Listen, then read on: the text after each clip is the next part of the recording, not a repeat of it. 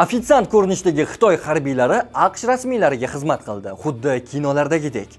Trampning jamoasi xitoyliklarga shunchalik ishonmaydiki, berilgan kortej mashinalarini soatlab, lekin iloji boricha bilintirmay tekshirdi, lattalar bilan. Elon Musk Xiaomi rahbarini mensimadi, buni ochiqchasiga ko'rsatdi. Yakkama-yakka uchrashuvda esa Tramp tuzoqqa tushdi. Uni ataylab past qilib ko'rsatishdi. Si Zinpin o'rnidan turgach, Tramp uning daftarini o'g'rincha o'qishga uringani aytildi. Xo'sh, aslida vaziyat qanaqa? Har qanday oliy darajadagi tashrifning rasmiy qismi bu shunchaki quruq bayonotlar va kameralar uchun soxta hamda majburiy tabassumlardan iborat. Ammo haqiqiy siyosat, davlatlarning bir-biriga bo'lgan asl munosabati va kuchlar nisbati sahna ortidagi mayda detallarda, tana tili va maxfiy xizmatlarning o'yinlarda namoyon bo'ladi. Hozir AQSh prezidenti Donald Trampning Xitoy rahbari Si Zinpin bilan uchrashuvi doirasidagi eng qiziqarli, maxfiy va shov-shuvli voqealarni ko'rib chiqamiz.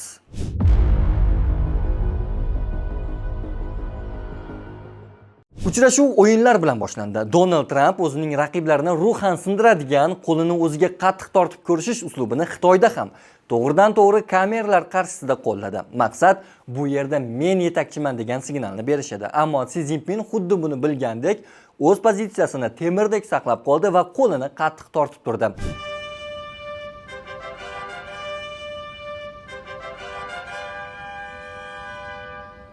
Bu shunchaki ko'rishish emas, ikki super davlatning geosiyosiy tortishuvi edi.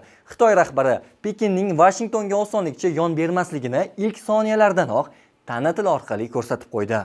Trampni kutib olish marosimidagi bolalar va ularning raqslari ham ko'pchilikning e'tiborini tortdi. Bu pedofil Epstein va Trampning yonma-yon bolalar bilan turgani aks etgan hamda shov-shuvlarga sabab bo'lgan videosiga ishora va psixologik bosim sifatida baholandi. Xo'sh, siz bu fikrga qanchalik qo'shilasiz?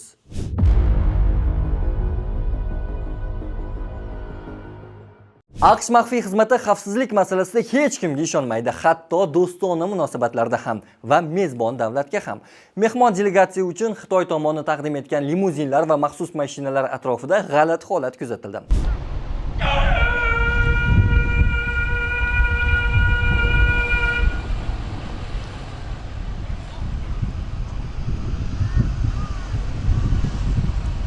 Amerikalik tansoqchilar latta va maxsus suyuqliklar bilan mashinalarni xuddi mezbonlarga hurmat yuzasidan yaltiratib, artib tozalayotgandek ko'rsatishdi.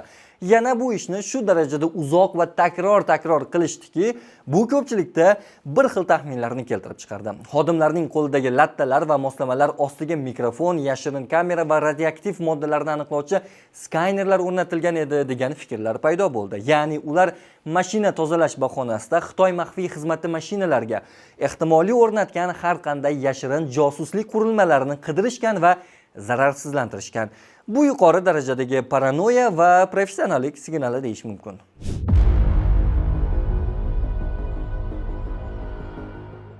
Tashrifning eng yorqin figuralaridan biri Elon Musk bo'ldi. U o'zini rasmiy shaxsdan ko'ra ko'proq erkin tahlilchi va blogerdek tutdi. Musk deyarli barcha yopiq qabullar, koridorlar va uchrashuv maydonchalarida telefonini chiqarib, hamma joyni suratga olib yurdi. Xitoy protokol xizmati bunga qanchalik asabiylashmasin, Muskga tega olmadi.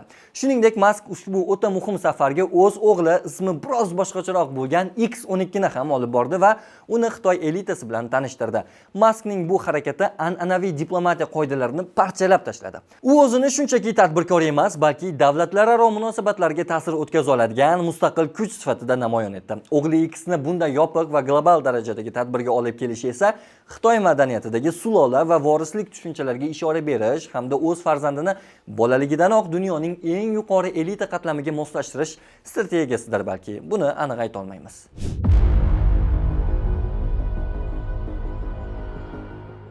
Texnologiya olami gigantlari uchrashgan davrida Elon Muskning 2 yirik smartfon ishlab chiqaruvchisi rahbarlari bilan rasmga tushish jarayoni haqiqiy vizual xabarga aylandi. Apple kompaniyasi rahbari Tim Cook bilan uchrashganda Elon Musk vaziyatga juda jiddiy, professional va hurmat bilan yondashdi. Samimiy qiliqlari va faxrli nigohlari ham e'tiborga tushdi. Ularning birga tushgan surati o'zaro hurmat va teng huquqli hamkorlar muloqotini eslatardi. Ammo navbat Xitoyning texnologik giganti Xiaomi rahbari Li Jun bilan rasmga tushishga kelganda Mask o'zining haqiqiy va beparvo munosabatini yashirib o'tirmadi.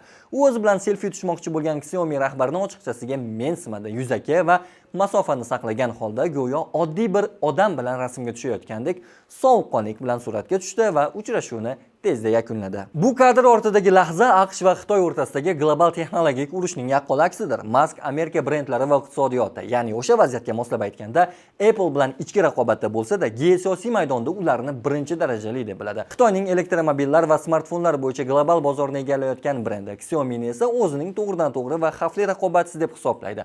Mask tana tili orqali Xitoy texnologiyalarini Amerikaniki bilan teng ko'rmasligini butun dunyoga namoyish etdi.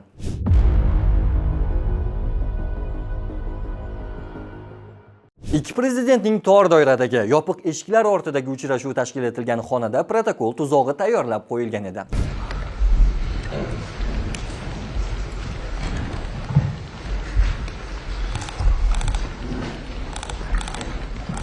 Tramp uchun ajratilgan divan Si Zinpinnikiga qaraganda bir necha santimetr pastroq va yumshoqroq edi. Tramp divanga o'tirganda u beixtiyor pastga cho'kib ketdi va qarshisida o'tirgan Si Zinpinga pastdan yuqoriga qarashga majbur bo'ldi. Bu esa tabiiyki media vakillarining e'tiboridan chetda qolmadi. Protokol va diplomatiyada mebelning balandligi, o'lchami va joylashuvi juda katta rol o'ynaydi. Xitoy tomoni ushbu vizual va psixologik hiyla orqali Si Zinpinni ustunroq va vaziyatni nazorat qilayotgan rahbar sifatida ko'rsatishga erishdi. Tramp esa o'tirganidan keyingina buni his qildi. Biroq endi kech edi.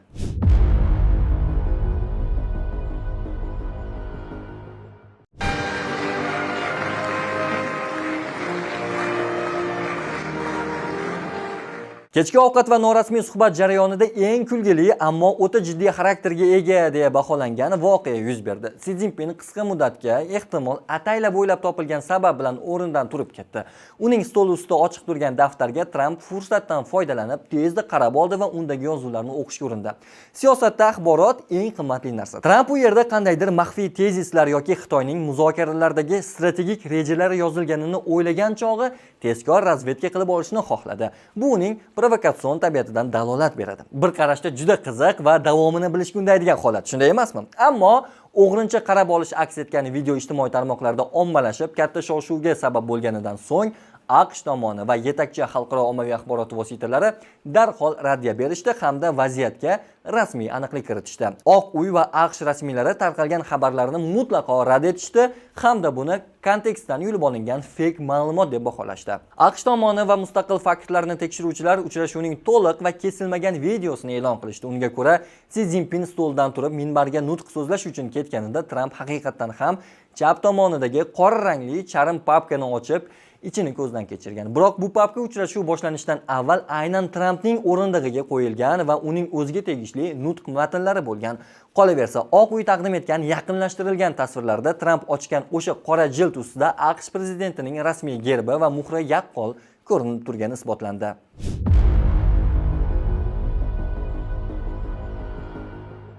Siz tasvirlarda ko'rayotgan bu ofitsiantlarning harakatlari biroz boshqachadek tuyulmayaptimi? Ular xuddi kinolardagi oddiy shaxsiyat ortiga yashiringan, niqoblangan josuslarni eslatyapti.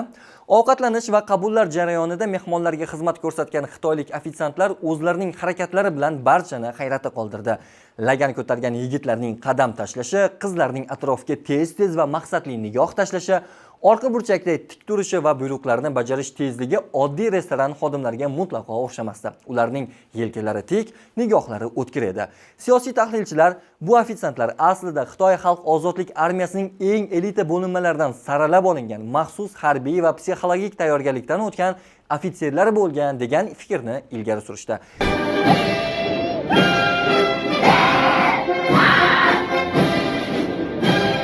Xitoy har bir zonani, hatto oshxona va xizmat ko'rsatish yo'laklarini ham to'liq harbiylashtirgan. Maqsad har qanday kutilmagan suiqasd yoki favqulodda vaziyatda soniyalar ichida professional javob qaytarish va AQSh maxfiy xizmatiga biz hamma joyni nazorat qilyapmiz degan tahdidli signalni yuborish edi. Qolaversa, tasdiqlanmagan ma'lumotlarga ko'ra, AQSh delegatsiyasi ortga qaytayotgan paytida samolyotga chiqishdan oldin Xitoy vakillari tomonidan berilgan barcha sovg'alarni axlat idishlarga uloqtirishgan xavfsizlik sabab. Ammo bu yuqorida aytganimdek tasdiqlanmagan ma'lumot. Trampning ushbu tashrifi ko'rsatdiki, 21-asrda global yetakchilik uchun kurash faqat iqtisodiy sanksiyalar yoki harbiy tahdidlar bilan cheklanmaydi. U tana tillari, yashirin skaynerlar, divan balandligi va ofitsiant niqobidagi harbiylarning nigohlarida davom etadi. Bu uchrashuvda har ikki tomon ham bir-birining zaif nuqtalarini qidirdi va sahna ortidagi jangda g'olib nomi rasmiy bayonotlardan ko'ra ancha tushunarliroq bo'ldi. Xo'sh, siz qaysi tarafni kuchliroq deb bilasiz? Izoh bo'limi fikringizni bildirishingiz uchun ochiq, bemalol yozishingiz mumkin. Xayr, salomat bo'ling.